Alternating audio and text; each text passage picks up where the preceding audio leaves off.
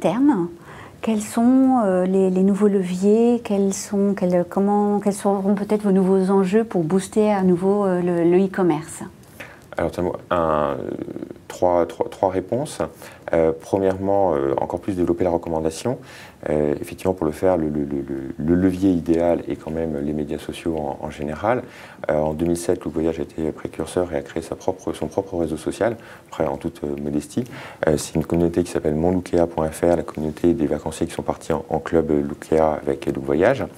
L'idée, c'est d'aller entretenir une relation avec nos vacanciers par ce site communautaire qui permet de partager, de retrouver ses amis, partager ses photos, retrouver les animateurs, suivre les animateurs que les gens ont appréciés. Travailler les médias sociaux, Facebook, Twitter en premier bien sûr. Donc continuer à travailler cette recommandation, fournir du contenu, travailler brand content pour pouvoir effectivement pour pouvoir obtenir de la préférence de marque. Et un deuxième point ensuite est on peut avoir la meilleure acquisition en ligne, on peut avoir le meilleur site internet avec un très bon taux de conversion. Si à un moment on revient au basique du marketing, si on n'a pas le meilleur produit ou le produit au bon prix, au bon positionnement dans un univers concurrentiel, on n'arrivera pas à vendre sur internet malgré une audience énorme.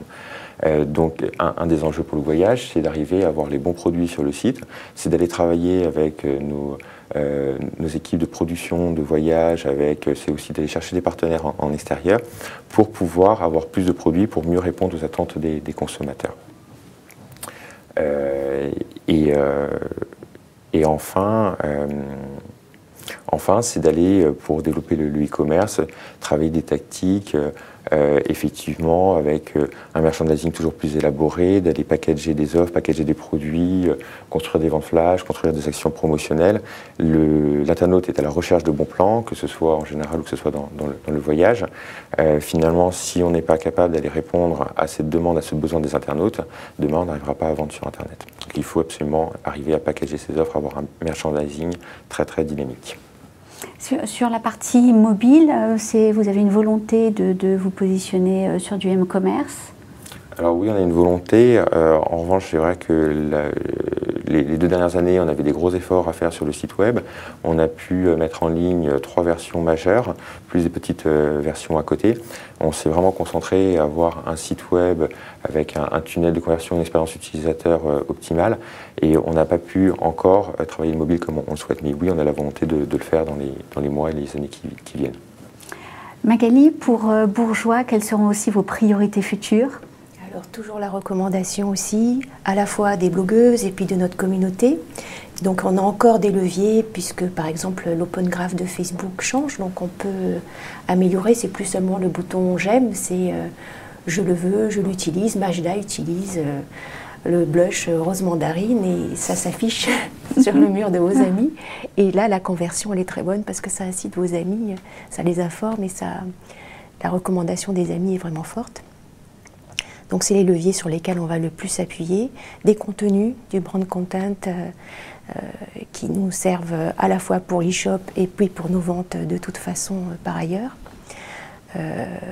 Voilà, donc les leviers dont vous avez parlé. Le mobile, pour le moment, notre site, on n'a pas priorisé l'ergonomie mobile, même si on peut acheter, si on a des bons doigts, on peut acheter sur un mobile. Mais on est relativement mobile comme on est très présent sur Facebook, sur Twitter, Instagram, c'est notre façon pour le moment d'être mobile, présent au quotidien avec notre communauté et de renvoyer vers les shops aussi. Vimaville, les accélérateurs de croissance seront lesquels?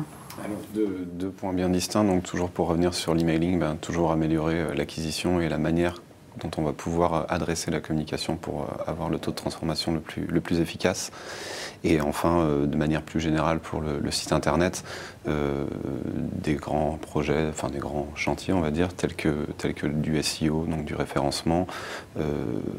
On est sur de la prestation dématérialisée, donc il y a clairement une réalité pour nous d'être présent sur du mobile.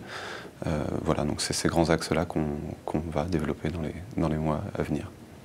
Et Amélie, pour Disneyland de Paris, vous privilégiez quels axes? Alors je suppose qu'il y aura un gros focus sur la data. Voilà, c'est ça. On y est. Il reste sur la data, effectivement. Alors le nom change, ça s'appelle Big Data aujourd'hui. Voilà, c'est le mot à la mode, mais c'est toujours la compréhension et l'intégration de tout ce qu'on connaît sur nos prospects et nos clients, que ce soit des données qu'on a en propre dans notre CRM ou des données de navigation sur notre site, voire des données de navigation sur le web en général. Donc comment on comprend mieux tout ça pour être plus efficace à la fois sur nos sites web, mais aussi sur nos stratégies d'acquisition digitale. Le deuxième élément, c'est, comme l'a très bien expliqué Thibaut, c'est effectivement améliorer la performance, déjà mieux comprendre la performance de nos canaux d'acquisition. La logique étant que les canaux se multiplient, mais les budgets non. Donc il faut évidemment comprendre d'où vient la performance et comment on l'accroît. Donc ça, on y est presque, on a les moyens d'y arriver maintenant. Donc ça va vraiment enrichir les débats dans les mois qui viennent. Et puis forcément le mobile et le social. Alors je les mets ensemble, mais ça n'a pas forcément à voir. Le social, pour nous, on a besoin de mettre un chiffre dessus, toujours pour la même raison, c'est qu'un nouveau canal doit apporter quelque chose, mais quoi? Et ça, c'est encore compliqué. On sait que ça a évidemment un impact déjà de par le volume et la qualité des échanges sur notre marque. On pense que ça a un impact plus très en amont du parcours d'achat, en tout cas pour nous. Hein, c'est vraiment particulier à notre marque. Donc, on va essayer de mesurer ça. Quel est le pouvoir de l'advocacy? Quelle est la valeur de l'advocacy pour une marque comme la nôtre? Et sur le mobile, on a effectivement mis en place une appli mobile il y a maintenant 2 ans. Elle a un impact fort sur le parcours du client en situation, c'est-à-dire une fois dans le parc. Donc ça, c'est un énorme learning et on est en train d'approfondir tout ça. On est encore en train d'essayer de comprendre quel sera l'impact sur les ventes, donc dans l'aspect plus marketing et vente des choses. Voilà. Eh bien, merci à vous 4 pour votre retour d'expérience. Rendez-vous à une prochaine émission Innovation et Cross Média. À bientôt.